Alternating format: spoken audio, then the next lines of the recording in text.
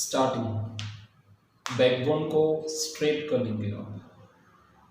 मुझे भी पता है, आपको भी पता है कि आप भले ऑनलाइन लेक्चर्स में बैठ रहे हैं। मैं 12th कॉमर्स का इंट्रोडक्शन लेक्चर स्टार्ट कर रहा हूँ, पर बेटा फिर भी भले आप घर पे बैठे हैं, लॉकडाउन का सिचुएशन है, तभी भी देन ऑल्सो ना हमारा जो माइंड है वो कहाँ पे भी ना डाइवर्ट नहीं होना चाहिए। घर की क्या सिचुएशन है वो सब बातें छोड़ के आप आराम से अच्छे से ऑनलाइन लेक्चर को एंजॉय कीजिए, पूरा फोकस सिर्फ यहाँ पे दीजिए। देखिए स्टार्ट कर रहा हूँ मैं वंस अगेन एंड से।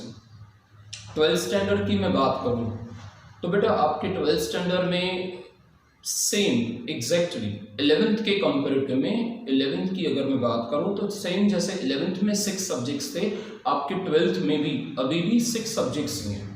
सब्जेक्ट्स की अगर मैं बात करूं तो जैसे तो नंबर 1 फर्स्ट सब्जेक्ट हमारा बीके सब्जेक्ट आपका प्रैक्टिकल है, और वो सब्जेक्ट जो बच्चों को काफ़ी पसंद है। BK is a purely practical, और प्रैक्टिकल में ना क्या होता है, बच्चे आउट ऑफ मार्क भी स्कोर कर सकते हैं। अगर आप काफ़ी इंटरेस्टेड हैं, आपका शौक है बीके करना, तो आप 80 आउट ऑफ 80 या 100 आउट ऑफ 100 भी स्कोर कर सकते हैं। ज़्यादा डिपेंड वो करता है कि जो बोर्ड की ना न्यू मार्किंग स्कीम्स अभी तक नहीं आएंगी। जो न्यू मार्किंग स्कीम्स आ जाएंगी उससे हमें पता चल जाएगा कि बीके के जो जो चैप्टर्स हैं उनकी मार्किंग स्कीम्स क्या है, तो उस हिसाब से मैं आपको और भी क्लियर कर दूंगा। अच्छा, अगर आपके सेकंड सब्जेक्ट की मैं बात करूं तो बेटा सेकंड सब्जेक्ट है आपका OC, organisation of commerce and management, easy. OC subject की मैं बात करूं, आपको पता है आपने 11th में अच्छे से ओसी किया है। ओसी सब्जेक्ट काफी इजी है, ओसी के कॉन्सेप्ट्स भी बहुत इजी हैं, और ओसी की जो लैंग्वेज है, जो इंटरनल कंटेंट जिसे मसाला कहते हैं ना हम, वो भी बहुत इजी है। फर्स्ट सब्जेक्ट आपका बीके है 12th स्टैंडर्ड में, एकदम सेम है, यानी कि सेकंड ओसी है। थर्ड सब्जेक्ट की अगर मैं बात करूं 11th में भी आपको इकोनॉमिक्स था। 12th की बात करूं तो 12th में भी आपको इकोनॉमिक्स है। Believe me, economics and book keeping is my favourite subject. मैं इकोनॉमिक्स की बात करूं ना बेटा, इकोनॉमिक्स और बीके मेरे तो फेवरेट सब्जेक्ट हैं, एकदम फेवरेट। हर स्टूडेंट के अलग अलग सब्जेक्ट्स होते हैं, हर किसी फेवरेट अलग सब्जेक्ट होगा। इकोनॉमिक्स की बात करें तो इनफैक्ट ये कहना चाहूंगा, सच बताऊं तो 11th के कंपैरेटिव में 12th का इकोनॉमिक्स बहुत ज्यादा इंटरेस्टिंग है। आपने 11th का इकोनॉमिक्स किया था, उससे बहुत ज्यादा इंटरेस्टिंग है, यानी यहाँ पे बड़ा अच्छा एंजॉयमेंट होगा। और 2 पार्ट्स हैं इकोनॉमिक्स के। इकोनॉमिक्स को 2 टुकड़ों में तोड़ा गया है। First part micro economics, second part macro economics. Next थोड़ा आगे बढ़ते हैं। फोर्थ सब्जेक्ट की मैं बात करूं, जिन बच्चों ने मैथ्स एक्सेप्ट नहीं किया है, जो बच्चे मैथ्स नहीं है, वो बच्चे थियरी उन्होंने प्रेफर किया होगा, यानी कि एसपी। उन्होंने एसपी लिया होगा। 11th में भी आपको एसपी था, जैसे आपको लास्ट में लेटर्स थे कुछ चैप्टर, 12th में भी आपको एसपी है, और वैसे ही लास्ट में करस्पॉन्डेंस के चैप्टर्स हैं। करस्पॉन्डेंस यानी कुछ लेटर्स हैं। नेक्स्ट, अगर बेटा मैं आपके 5th सब्जेक्ट की बात करूं ना, तो 5th सब्जेक्ट आपकी लैंग्वेज स्टार्ट हो रही है, और वो लैंग्वेज जो ओवरऑल महाराष्ट्र बोर्ड में कंपलसरी है, यानी कि इंग्लिश एक ऐसी लैंग्वेज है जो आपको कंपलसरी है, और आपकी इंग्लिश आपके बेस पे, यानी आपके ग्रामर के बेस पे डिपेंड करती है। बस ग्रामर सिर्फ आपका स्ट्रांग हो, फिर आप इंग्लिश में काफी अच्छी मार्क्स स्कोर कर सकते हो। नेक्स्ट, लास्ट सब्जेक्ट की अगर मैं बात करूं तो जो ऑप्शनल है, ऑप्शनल यानी कि आपको सब्जेक्ट्स दिए गए वो लैंग्वेज में वो थोड़े से ऑप्शनल है। या तो आप हिंदी मीडियम के हैं तो हिंदी प्रेफर कर सकते हैं। अच्छा, अगर आप सिंधी मीडियम के हैं, सिंधी कम्युनिटी हैं, तो फिर बेटा आप सिंधी प्रेफर कर सकते हैं। अगर आपको लैंग्वेज नहीं चाहिए, हिंदी भी नहीं चाहिए, सिंधी भी नहीं चाहिए, तो आप कॉलेज से कंफर्म कर सकते हैं, और आईटी सब्जेक्ट आप सेलेक्ट कर सकते हैं। ये तो थी आपके इंट्रोडक्शन की बात कि आपके 12th में कितने सब्जेक्ट्स हैं। 12th के मैंने 6 सब्जेक्ट्स से बता दिए। अच्छा बेटा बीके की बात करूँ ना, सबसे पहले जो मैंने आपको सब्जेक्ट बताया, तो बीके सब्जेक्ट ऐसा है जो ऑनलाइन लेक्चर्स के थ्रू थोड़ा कम प्रेफर किया जाता है। ऑनलाइन लेक्चर्स में थियरी सब्जेक्ट हमारे अच्छे से कवर हो सकते हैं, पर बीके की मैं बात करूँ तो हाल फिलहाल हम बीके स्टार्ट नहीं कर रहे हैं, वो प्रैक्टिकल सब्जेक्ट है। उसके बाद जो सेकंड सब्जेक्ट मैंने आपको बताया है ओसी, ऑर्गेनाइजेशन ऑफ कॉमर्स, वो काफी इजी सब्जेक्ट है, और वो हमारे लिए ऑनलाइन लेक्चर्स के लिए स्टार्ट करना इजी है। तो मैं आज आपका ओसी स्टार्ट कर रहा हूं। देखिए ओसी की अगर मैं बात करूं तो organisation of commerce and management. बेटा ओसी में आपको ओवरऑल 12th के सिलेबस की मैं बात करूं ना तो महाराष्ट्र स्टेट बोर्ड के हिसाब से आपको ओसी में 8 चैप्टर्स हैं। इजी है, ओसी की लैंग्वेज भी इजी है, ओसी कॉन्सेप्ट भी इजी है। इनफैक्ट मैं कहूं तो ओसी भी स्कोरिंग सब्जेक्ट है। अच्छा, आउट ऑफ द 8 चैप्टर्स अगर मैं कहूं 8 चैप्टर्स, तो आज हम फर्स्ट चैप्टर स्टार्ट कर रहे हैं, प्रिंसिपल्स ऑफ मैनेजमेंट। ध्यान होना चाहिए अब कौन सा काम मैंने, first chapter principles of management. Straight हो जाओ एक बार फिर से और आपका पूरा ध्यान हो हमारे ऑनलाइन लेक्चर्स की तरफ से। घर पे कोई भी बात कर रहे हो, कोई भी आपकी सिस्टर बात कर रही हो, ब्रदर बात कर रहे हो, पापा बुला रहे हैं, मम्मी बुला रहे हैं, आप अलग रूम में चले जाइए। आप टेक्नोलॉजी, आप हैंडसेट तो यूज कर रहे हो, आप YouTube पे वीडियो तो देख रहे हो, पर बेटा ये YouTube का जो वीडियो है ना ये अलग है। ये वीडियो ऐसे समझो, ये इंपॉर्टेंट, हमारा लेक्चर आपके फ्यूचर पे डिपेंड है, आपकी मार्क्स पे डिपेंड है। और 12th की मैं बात करूं तो 12th में हमारा टारगेट है, मेरे स्टूडेंट्स का टारगेट है कि हम मिनिमम 90% स्कोर करेंगे। यानी हमारे क्लासेस की अगर मैं हाईएस्ट परसेंटेज की बात करूं, बच्चों की एबिलिटी की बात करूं, तो बच्चे 90% इजीली स्कोर कर सकते हैं। बस ध्यान हो, हार्डवर्किंग हो, और जैसे मैंने प्रीवियस लेक्चर में कहा था, एक प्रीवियस लेक्चर में भी कहा था ना कि इंसान को ना बर्निंग फायर होनी चाहिए, आपके अंदर वो प्यास हो, थर्स्ट हो आपके अंदर के सर हमें वो 90% स्कोर करना है। देखो मम्मी पापा का नाम कहने में आएगा आपके साथ, जब आपको 12th की मार्कशीट दी जाती है ना, तो 12th की मार्कशीट पे सिर्फ आपका नाम नहीं होता, आपके साथ मम्मी पापा का नाम भी अटैच होता है। और अगर दुनिया के 10 बहाने छोड़ दूं ना, 10 बहाने कि आप क्यों पढ़ रहे हो, आप क्यों तरक्की कर रहे हो, आप क्यों 90% सोच रहे हो, तो बेटा सिर्फ एक ही बहाना पकड़ू ना, एक एक्चुअली रीजन पकड़ू, तो मम्मी पापा के नाम के आगे परसेंटेज कम हो, यानी ये बात सूट नहीं होती। उन्होंने अपना पूरा जीवन दिया है आपको, पूरा का पूरा जीवन दिया है, पूरी कमाई दी है और आपको यहाँ तक पहुंचा है, पूरे पैसे खर्च किए आपके ऊपर अच्छे खासे कि मेरे बच्चे अच्छे एजुकेशन लें, तो बस मम्मी पापा का नाम आए और 90% नहीं है, ये बात सूट ही नहीं होती। स्टार्टिंग देखो, अगर आपकी ओसी की मैं बात करूं 8 चैप्टर्स में से फर्स्ट चैप्टर मैं सामने सेलेक्ट कर रहा हूं, आपके सामने भी स्क्रीन पे होगा जरूर, प्रिंसिपल्स ऑफ मैनेजमेंट आपका फर्स्ट चैप्टर है, बेस्ट चैप्टर है रियली।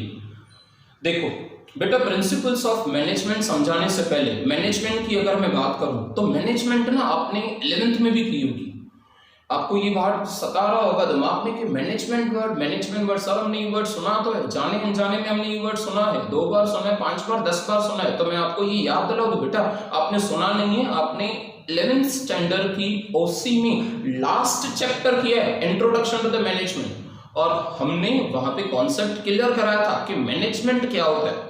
पर सच बताऊं नियरली लास्ट 2 मंथ से, 2 महीनों से, 2.5 महीनों से कोई भी लेक्चर्स नहीं हुए, हमारे क्लासेस स्टार्ट नहीं हुए, 12th के प्रैक्टिकल लेक्चर्स स्टार्ट नहीं हुए। किस बात की वजह से? स्ट्रिक्ट लॉकडाउन की वजह से। मैं अपने बच्चों को दिल से याद करता हूँ, really I am completely alone, I am loneliness feeling, I am loneliness without my students, but then also हमें रुकना नहीं है। लॉकडाउन की वजह से हम पढ़ाई को सेक्रीफाइस कर दें, लॉकडाउन की वजह से हमारी पढ़ाई रह जाए, नहीं, ये नहीं होना चाहिए। भले ऑनलाइन के थ्रू ही, पर थोड़ा सा slowly and slowly win the race, slowly study win the race, तो थोड़ा सा ही हम चलते चलेंगे। देखो मैं अगर मैनेजमेंट की बात करूं, प्रिंसिपल्स ऑफ मैनेजमेंट, तो पहले मैं ये कॉन्सेप्ट क्लियर करा दूं, मैनेजमेंट क्या होता है। याद करो बेटा, आप 11th स्टैंडर्ड में थे, मैंने आपको एग्जाम्पल दिया था मैनेजमेंट का। देखो मैनेजमेंट क्या होता है, आप मम्मी पापा के साथ एक दिन मम्मी पापा के साथ रात को 10:30 बजे शादी पे जा रहे हैं। मैं एग्जांपल बता रहा हूँ कि मैनेजमेंट क्या होता है। प्रिंसिपल्स ऑफ मैनेजमेंट समझाने से पहले स्टूडेंट को ये तो दिमाग में क्लियर हो ना, ये फिट तो हो कि मैनेजमेंट होता क्या है। देखो पढ़ाने का तरीका अलग अलग होता है, सारी टीचर्स अच्छा पढ़ाती, each and every teacher, her teacher पढ़ाने वाली मेहनत करेगी, सब टीचर्स अच्छा पढ़ाती, पर बच्चों को इंटरेस्टिंग उसमें लगता है, पैशन क्रिएट उसमें होता है जिस टीचर का एग्जाम्पल समझ में आता है और सीधा माइंड में फिट होता है, उधर सूट एकदम फिट।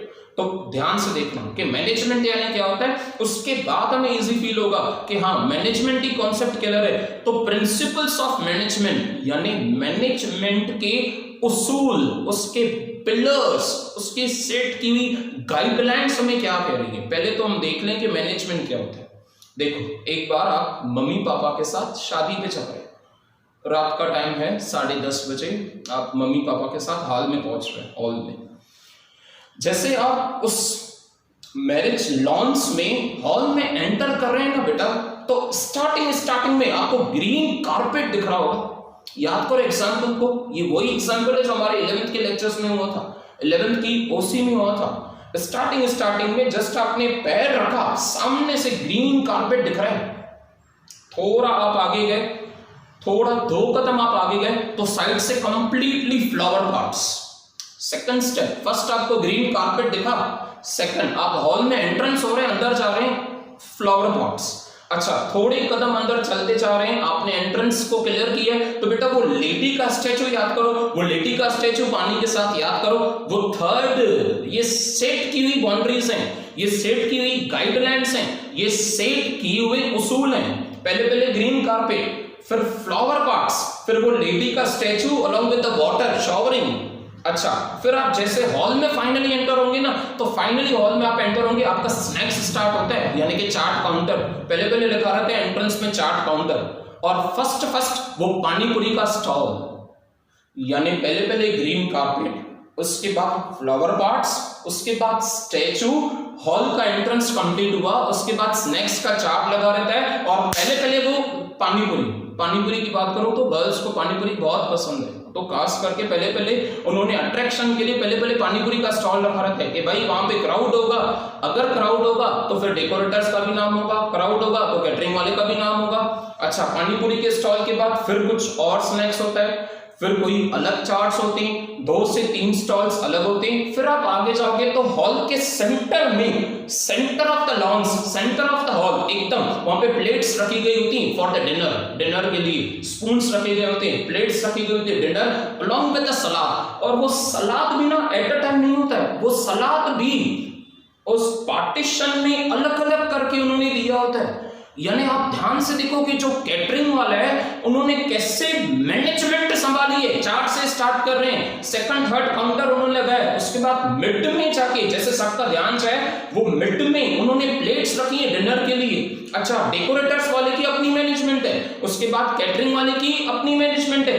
खाना खाने के बाद फिर आप स्टेज पे जाओगे, स्टेज पे जाके उस डेकोरेटर्स की स्टेयर्स की अलग मैनेजमेंट है, that's called as a management. यानी कि जो गाइडलाइंस बताई गई हैं, जो बाउंड्री सेटअप की गई हैं, लिमिटेशंस अच्छे से अलग अलग चीजों के लिए बनाई गई हैं, एकदम प्रॉपरली काम को तोड़ा के उसे कहते हैं मैनेजमेंट।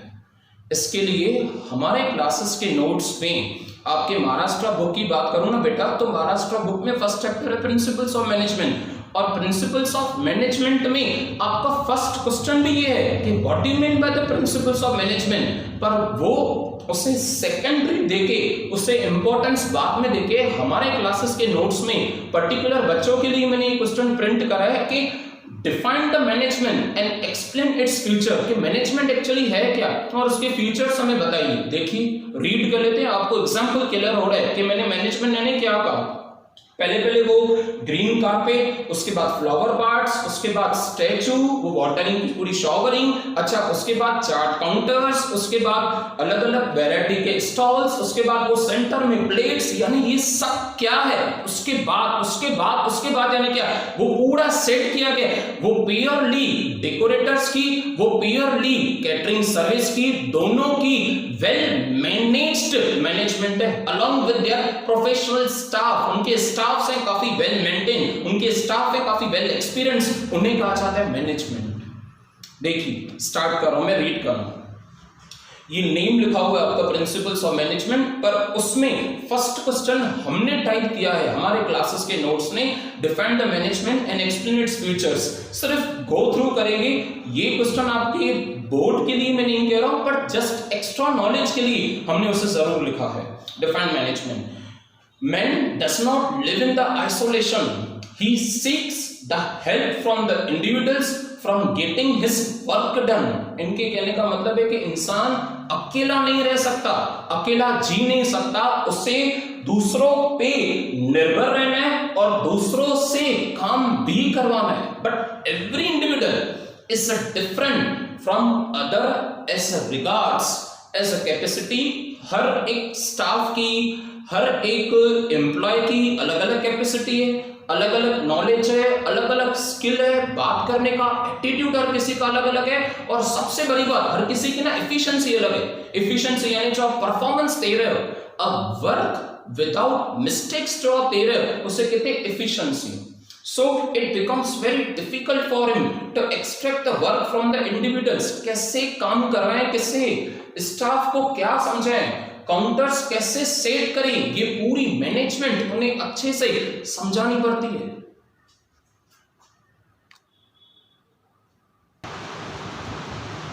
नेक्स्ट आगे बढ़ रहा हूं मैं।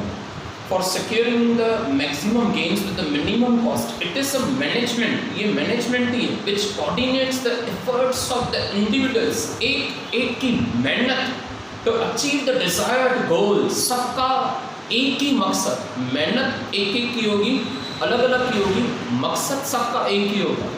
For accomplishing the any work, certain factors are necessary, कुछ जरिए, मैं जरिया वर्ड स्टार्ट कर रहा हूँ, जरिया वर्ड यूज कर रहा हूँ on the basis of the resources. बेटा रिसोर्सेज बहुत ज़रूरी हैं, चाहे वो बिजनेस हो, चाहे वो घर हो, चाहे वो ऑर्गेनाइजेशन हो, चाहे वो क्लासेस हो, चाहे इंस्टीट्यूशंस हो ना, हर क्लासेस में, हर बिजनेस में, हर घर में रिसोर्सेज का होना ज़रूरी है। और जिस तरह से मैनेजमेंट के 6 रिसोर्सेज दिए गए, 6 M's कहते हैं उसे। नंबर 1 सामने लिखा हुआ है आपके, मैन, आदमी तो चाहिए काम के लिए, अगर स्टाफ ही नहीं होगा तो वो शादी के हॉल में, उस ऑर्गेनाइजेशन में, उस कंपनी में काम कौन करेगा? अगर वर्कर्स ही नहीं होंगे तो उन्हें वेजेस भी नहीं मिलेंगी, अगर वेजेस नहीं मिलेंगी तो प्रोडक्शन भी नहीं होगी, यानी मैन की वजह से सारा काम रह जाएगा। सेकंड मटीरियल्स, यानी कि रॉ मटीरियल्स। मटीरियल्स की अगर मैं बात करूं, यानी कि रॉ मटीरियल्स, जैसे शुगर बनाने के लिए शुगर कैन रॉ मटेरियल है, उसी तरह से रॉ मटेरियल्स भी एक रिसोर्सेस है। और रिसोर्सेस यानी क्या? जरिया। अगर शुगर कैन नहीं होगी तो हमारा मकसद, शुगर कंप्लीट करने का मकसद पूरा नहीं होगा। नेक्स्ट मशीनरी, प्रोडक्शन के लिए मशीनरी तो चाहिए, बहुत सारी मशीनरीज होती है कंपनी में। मेथड, तरीका भी हर किसी का अलग अलग है, हर एम्प्लॉय का अलग अलग तरीका है, पर उन्हें एक बेसिस पे स्किलफुल ट्रेनिंग दी जाती है। नेक्स्ट मार्केट्स, मार्केट भी होता है, डिपेंड कर रहा है कि आपका मार्केट कौन सा है, मोनोपोली मार्केट है या मोनोपोलिस्टिक कंपटीशन मार्केट है। इट मींस कि आपके एरिया में, आपके बिजनेस में, आपकी इंडस्ट्री जहाँ पे चल रही है वहाँ पे कैसा मार्केट है, बहुत सारी कंपटीशन है या कंपटीशन बिल्कुल ना के बराबर है। Next last money, most important, called as a finance. अगर पैसा नहीं हो, finance is the life blood of the business. अगर खाली मनी नहीं हो ना, इस एक मनी की वजह से ये सारी चीजें स्टार्टिंग की कंप्लीटली अधूरी है, सिर्फ एक मनी की वजह से। और सच कहूँ, हर एक रिसोर्सेस एक दूसरे के लिए बहुत इंपॉर्टेंट है। किसी एक को भी आप निकाल दोगे तो पूरी मैनेजमेंट, पूरी प्रोडक्शन, पूरी ऑर्गेनाइजेशन बंद हो जाएगी कंप्लीटली। नेक्स्ट आगे बढ़ रहा हूँ, थोड़ा सा आगे डेफिनेशंस की अगर मैं बात करूँ, थोड़ा सा आगे बेटा डेफिनेशन की अगर मैं बात करूं तो डेफिनेशन बताया उन्होंने according to the Mary Parker Follett, लिखा है उन्होंने, management is an art of getting things done through the people. Management एक आर्ट है। आर्ट यानी पता है क्या होता है? देखो, काम करवाना एम्प्लॉय से, उन्हें अच्छी सैलरी देके, उन्हें अच्छे वेजेस देके, टाइम उनका यूटिलाइज करना है और मकसद अपना पूरा करना है। एम्प्लॉइज को जो हम टाइम दे रहे हैं, एम्प्लॉइज को जो हम पैसे दे रहे हैं, एम्प्लॉइज को जो हम टारगेट्स बना रहे हैं, गोल हमारा है, कंपनी हमारी, ऑर्गेनाइजेशन हमारी, गुडविल हमारी कंपनी की होगी, पैसे एम्प्लॉइज को दिए जाएंगे, पर उन्हें ये पता नहीं चलना चाहिए कि हमारे ऊपर कितना वर्कलोड है, कितना काम है, क्योंकि वो मैनेजमेंट एक आर्ट होना चाहिए। यानी आप काम करो पर आपको बर्डन फील नहीं हो। इंस्टेड ऑफ दैट, बर्डन की जगह पे आपको काम करने में काफ़ी खुशी हो, आपका जो मोरल है, कंपनी से अटैचमेंट है, वो बहुत अच्छी लेवल का हो। इसके लिए मैरी पार्कर फॉलिट ने कहा है मैनेजमेंट इज आर्ट, एक कला है मैनेजमेंट करना, of getting things done through the people, क्योंकि मैनेजमेंट लोगों के बगैर नहीं हो सकती। हमने इंट्रोडक्शन में क्लियरली करा है, इंट्रोडक्शन आपका ध्यान होगा तो फर्स्ट वर्ड में, फर्स्ट सेंटेंस में लिखा हुआ है man does not live in the isolation. हम जिंदगी अकेली नहीं जी सकते, प्रोडक्शन अकेली नहीं कर पाएंगे, बिजनेस अकेला नहीं कर पाएंगे, तो बाकी किसके साथ करेंगे? एम्प्लॉयज के साथ करेंगे, सुपरवाइजर्स के साथ करेंगे, सबऑर्डिनेट्स के साथ करेंगे। आगे अगर और भी कहूँ और इसके बाद भी डेफिनेशन मैं बताऊँ तो फिर इजी है, और भी डेफिनेशन करना इजी है। मैं थर्ड भी प्रेफर कर रहा हूँ। According to the J.M. Moni and A.C. Reilly, management is an art of directing. आप डायरेक्शन दे रहे हो किसी को, आप सुपरवाइजर हो, आपके अंडर में सबऑर्डिनेट्स हैं। Management is an art of directing and inspiring the people. आपके एम्प्लॉइज आपसे बहुत खुश हो और आप उन्हें मोटिवेट करो उनके गोल्स को अचीव करने की तरफ। देखो फीचर्स ऑफ द मैनेजमेंट, मैं फीचर्स ऑफ मैनेजमेंट की अगर बात करूं तो नंबर 1 फर्स्ट लिखा हुआ है। First, management is a goal oriented.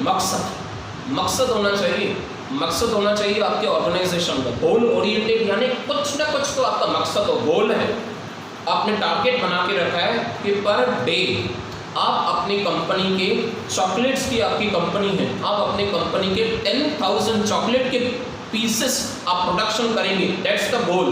Goal oriented है, यानी कंपनी की जो पूरी मैनेजमेंट है ना, lower level, middle level, upper level, वो उस हिसाब से बनाई गई है जैसे 10,000 पीसेस ऑफ चॉकलेट्स का डेली का गोल, डेली के हमें वो रिजल्ट्स जरूर अचीव हो। Management is a goal oriented, यानी मैनेजमेंट में उतने एम्प्लॉइज होंगे, एम्प्लॉइज की उतनी सैलरीज होंगी, वर्कर्स की उतनी वेजेस होंगी। जैसे 10,000 पीसेस का जो प्रोडक्शन का टारगेट है वो 100% हमें पर डे के हिसाब से अचीव हो। Next, management is a group activity. Group activity यानी कि मिलके काम करना है।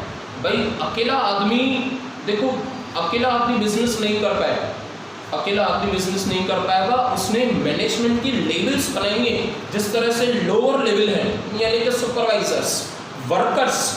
अच्छा, थोड़ी सी अपर लेवल की बात करूं तो लोअर लेवल के बाद मिडिल लेवल यानी कि डायरेक्टर्स, यानी कि कंपनी के board of directors, company secretary. अच्छा, उसके बाद में टॉप लेवल की बात करूं ना, टॉप लेवल में आते board of directors, top level में आते board of directors along with the managing directors. ये क्या है, ये पूरी लेवल्स हैं, और लेवल्स में क्या है, इन सब की ग्रुप एक्टिविटी है। प्रोडक्शन डिपार्टमेंट का अलग ग्रुप होगा, सेल्स डिपार्टमेंट का अलग ग्रुप होगा, उसे कहते हैं ग्रुप एक्टिविटी, मिलके काम करना। नेक्स्ट, थर्ड पॉइंट की अगर मैं बात करूं तो लिखा हुआ है आपके सेकंड पॉइंट के कंटेंट में भी लिखा हुआ है, that is the board for a group, यानी कि बोर्ड ऑफ डायरेक्टर्स का ग्रुप है। Employees of a company, lower level में एम्प्लॉइज का भी ग्रुप है। थर्ड, मैं थर्ड की बात करूं तो मैनेजमेंट इज अ यूनिवर्सल। पूरी वर्ल्ड में, होल वर्ल्ड, पूरी वर्ल्ड में कोई भी ऐसी ऑर्गेनाइजेशन, कोई भी ऐसा स्कूल, कोई भी ऐसा इंस्टीट्यूशन, कोई भी हॉस्पिटल, कोई भी कॉलेजेस, यहाँ तक कि कोई नॉन प्रॉफिट ऑर्गेनाइजेशन यानी कोई मंदिर भी ऐसा नहीं होगा जहाँ पे मैनेजमेंट की जरूरत नहीं होगी। यानी आप क्लियरली कह सकते हैं कि पूरी दुनिया में कोई भी ऐसी एक्टिविटी नहीं की जा सकती जहाँ पे मैनेजमेंट की जरूरत ही नहीं है। देखो ना बेटा, आप अपने घर पे देख लो, हमारी मामा, अगर हम मामा की बात करें तो हमारी मामा ने शायद ही MBA किया हो, मम्मी ने MBA नहीं किया, but she is the best manager. वो हमारे घर को बहुत अच्छे से एक मैनेजर की तरह हैंडल करते हैं, और उनके पास तो MBA की डिग्री भी नहीं है। इट मीन्स कि आपके हाउस होल्ड एक्टिविटीज में भी मैनेजमेंट है, स्कूल्स में भी मैनेजमेंट, स्कूल्स में मैनेजमेंट है, प्रिंसिपल्स, टीचर्स, पियून्स, स्टूडेंट्स, अलग अलग लेवल्स हैं इनकी, बच्चों को कौन संभालेगा, colleges, hospitals etcetera. Next, ongoing process from the beginning till the end, from the beginning till the end। बेटा beginning और end के बीच का जो distance होता है ना, उसे कहते हैं continuous process, यानी जो शुरुआत से लेके कंपनी के एंड तक है। एंड तक यानी जब तक कंपनी चल रही है, जब तक कंपनी बंद नहीं हुई, तब तक वर्कर्स काम करेंगे, तब तक वर्कर्स को वेजेस दी जाएगी, तब तक बोर्ड ऑफ डायरेक्टर्स डिसीजन लेंगे, तब तक मैनेजिंग डायरेक्टर उन्हें गाइड करेगा। उसे कहते हैं management is a continuous process. जब तक स्कूल चल रहा है, सालों के साल, तब तक प्रिंसिपल गाइडेंस देगा टीचर्स को, तब तक टीचर्स गाइडेंस देंगी आपके क्लास के मॉनिटर को, और क्लास का मॉनिटर गाइडेंस देगा आपको। It's a continuous process, year after year, year after year वो चलता चलेगा। नेक्स्ट की मैं बात करूं तो मैनेजमेंट इज एन इनटेंजिबल, यानी ऐसे कह सकते हैं कि इतने काम की चीज विदाउट मैनेजमेंट कुछ हो ही नहीं सकता। इतने काम की चीज पर आपको दिखेगी नहीं। Services can not be seen, management is a service. जिस तरह से मैं टीचिंग दे रहा हूँ, आप मेरी बातों को सुन पा रहे हो, समझ पा रहे हो, पर बिलीव मी, आप मेरे माउथ में से जो वर्ड्स निकल रहे हैं ना, उन्हें देख नहीं पा रहे हो। जिस तरह से आप वर्ड्स को देख नहीं पा रहे हो पर समझ पा रहे हो, उसी तरह से मैनेजमेंट भी इंटेंजिबल है। जो सुपरवाइजर सबऑर्डिनेट्स को डायरेक्शन देगा, जो सुपरवाइजर सबऑर्डिनेट्स को गाइडेंस देगा, वो गाइडेंस सुनने में आएगा, वो गाइडेंस अप्लाई होगा, वो गाइडेंस समझ में आएगा, पर वो गाइडेंस के वर्ड्स दिखेंगे नहीं। That's called as intangible. Management दिखती नहीं है, पर मैनेजमेंट के बगैर भी कुछ नहीं होता। It's called intangible. Next 6th point की अगर मैं बात करूं, management need not to be the ownership. देखो, need not to be the ownership की मीनिंग क्या है? देखो, ये ज़रूरी नहीं है, ये ज़रूरी नहीं है कि कंपनी की अगर मैं बात करूं तो company lower level, middle level और टॉप लेवल, बेटा ये बिल्कुल भी ज़रूर नहीं है कि जो सिर्फ और सिर्फ टॉप लेवल वाला ओनर, टॉप लेवल के मैनेजिंग डायरेक्टर, टॉप लेवल के CEO ऑर्डर्स इशू करे, सिर्फ वो ही हो। यानी लोअर लेवल की बात करें तो प्रोडक्शन डिपार्टमेंट को अपनी मैनेजमेंट होती है, वो अपना काम संभालते हैं, वो वहाँ के ओनर खुद होते हैं जिसे उसे गाइडेंस दिया जाता है। मिडिल लेवल की बात करें तो मैनेजर्स खुद ओनर होते हैं, खुद ओनर यानी अपनी लेवल तक खुद ओनर होते हैं। अच्छा, उसके ऊपर उनकी बात की जाए तो चीफ एग्जीक्यूटिव ऑफिसर कंपनी का ओनर होता है, पर सिर्फ मैनेजमेंट उसके हाथ में नहीं होती। मैनेजमेंट लोअर लेवल एम्प्लॉइज के हाथ में भी, मैनेजमेंट मिडिल लेवल मैनेजर्स के हाथ में भी, management top level chief executive officer के हाथ में भी होती है। That's called as a management need not to be ownership। सिर्फ ओनर ही मैनेजमेंट संभाले, ऐसे नहीं होगा। Next, management is a profession, यानी कि वो आदमी जिसे डिग्री हो, वो आदमी जिसके पास क्वालिफिकेशन हो, डिग्री हो, क्वालिफिकेशन हो, वो आदमी जिसके ऊपर कोई एम्प्लॉयर हो, that's called as a professional. Employer यानी चाहे भले वो मैनेजर हो तो भी वो प्रोफेशनल पर्सन हुआ, डिपार्टमेंटल हेड्स हो तो भी वो प्रोफेशनल पर्सन हुआ। मैनेजमेंट इज अ प्रोफेशन, एक प्रोफेशन है वो, उसे समझाया जाता है। MBA में बच्चों को अच्छे से एजुकेशन दी जाती है, उनकी स्किल्स क्रिएट की जाती है। जैसे आज के MBA के बच्चे कल के कंपनी के मैनेजर्स बनेंगे। That's why it is called as a management is a profession. Next आप रीड कर सकते हैं